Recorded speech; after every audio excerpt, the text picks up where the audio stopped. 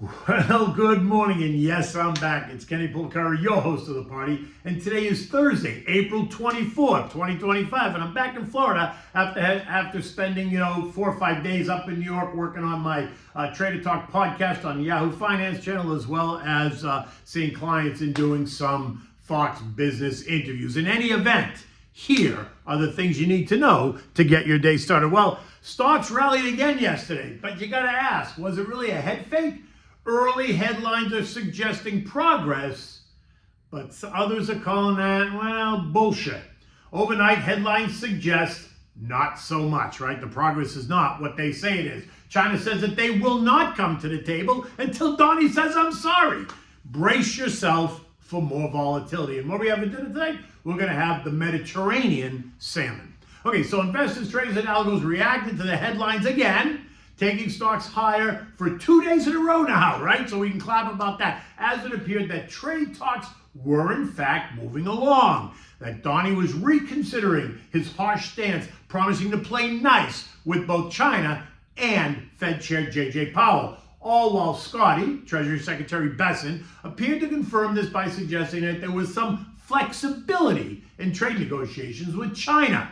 And market participants just loved it. They ate it up, jumping in with both feet, as many are finding lots of opportunities in some very good names. Think Boeing, Goldman, American Express, Microsoft, Amazon, Salesforce, Apple, Caterpillar, IBM, NVDA, Home Depot, United Healthcare, ServiceNow, Crowdsource, Groupon. They're all in there. And so while buyers were active, remember, it was the sellers that controlled the action. They see the news, they see the reaction, and so they back off, right? Leaving buyers no choice but to pay up, and up they did. By the end of the day, the Dow gained another 420 points, or 1.1%. The S&P up 90 points, or 1.7%. The NASDAQ added 407 points, or 2.5%. The Russell up 29 points, or 1.5%. The transports added 142 points, or 1%. The eagle-weighted S&P up 64 points, or 1%, while the Mag 7 stole the show, rising 715 points, or nearly 3.5%. Now, longer-dated bonds advanced on the news that JJ isn't going anywhere. The TLT, which is the 20-year bond ETF, gained 1%. The TLH, which is the 10 to 20-year bond ETF, added 0.75%, while the shorter duration end of the curve ended the day flat. The BSV, which tracks the 1 to 5 year government and corporate investment grade bonds, ended flat, while the SHV tracks U.S. Treasury bonds with 1 to 12 month durations. 2-year yields are at 3.82%, 10-year yields are at 4.34%. Oil, which is up 16% since early April, feels a bit exhausted. Over the past 3 days, we tried and continued to push higher, but we ran into resistance at about the $65 level, which is below the trend line at $66.50. But my sense is that the recent push higher just ran out of gas. See how I did that?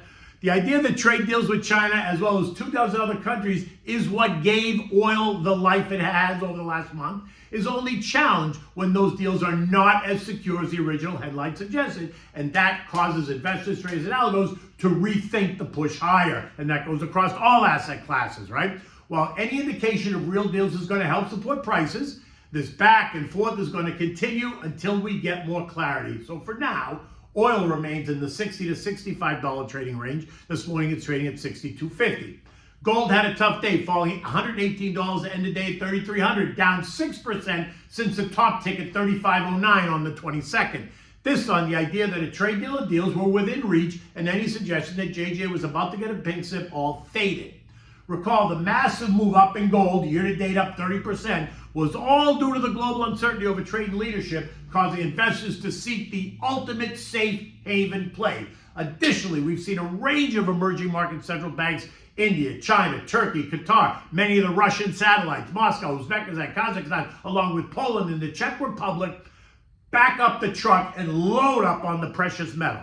This morning, gold is up $50 at $3,350 as the uncertainty once again slaps us across the face. But to be clear, while stocks rose yesterday, they did not close at the early morning highs. And that is because investors are not completely convinced that the latest headlines were real.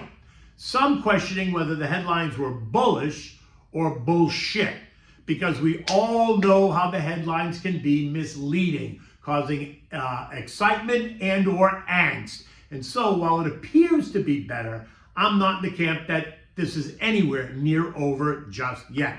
And this is confirmed this morning. U.S. futures are under pressure. The Dow down 200, S&P's down 22, the Nasdaq's down 100, while the Russell is down 9 points.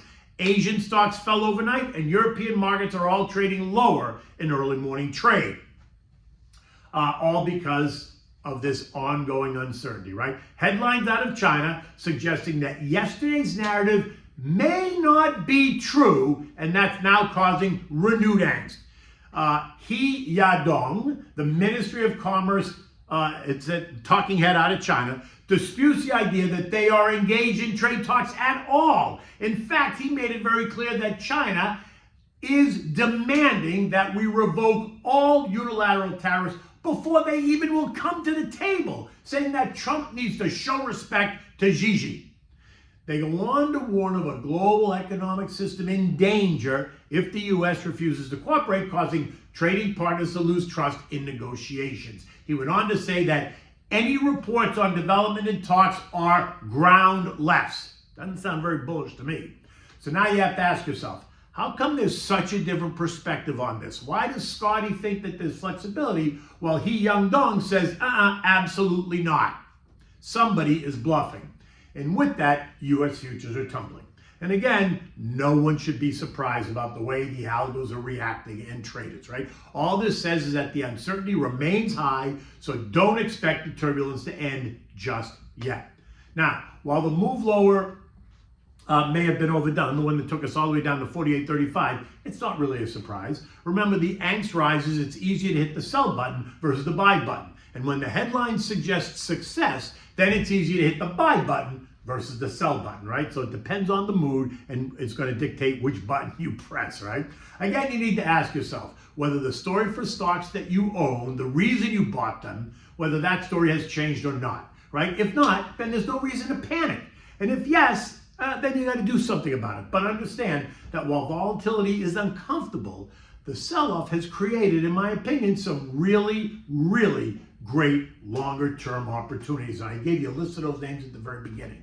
Now, this morning, we're getting results from another 20-plus names. So far, 9 have reported beats, while 5 have missed, right? We're hearing more from CEOs who are warning of uncertainty in their forward guidance due to the ongoing tariff war. Merck, they lowered their profit outlook on an expected $200 million tariff hit. Pepsi, they cut their full-year forecast due to uncertainty. And this on top of what we've already heard from the likes of United Airlines and Walmart and a couple of others, right? That they're all, some of those are expressing more uncertainty than others. So this is why I keep saying to you that you really need to do a reality check and assess your own portfolio, making sure that you own fundamentally strong, diversified, stable, high-quality companies that will weather the storm and recover much faster than some of the others. Now, talk to your advisor, know what your risk tolerance is, know what you own and why you own it, and remember, dollar cost averaging and reinvestment of dividends becomes even more important during market drawdowns because you buy more shares